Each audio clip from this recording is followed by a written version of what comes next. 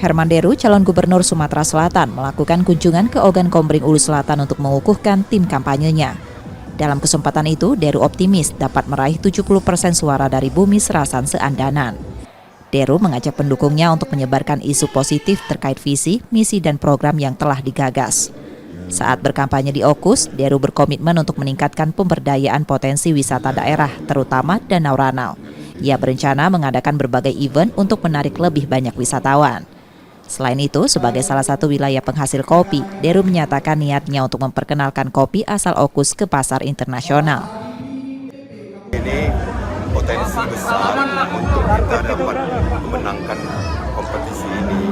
Tapi tentu semangat tim harus kita jaga. Antara lain menebarkan isu-isu baik mengenai visi-misi kandidat. Contoh di Okus Selatan.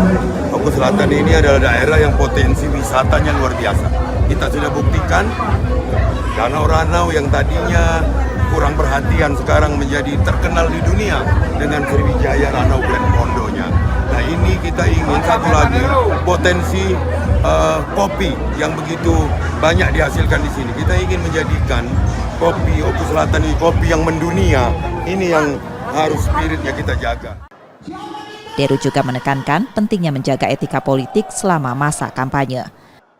Reski Oktora, Muklas Diferensial, Kompas TV, Okus Selatan, Sumatera Selatan.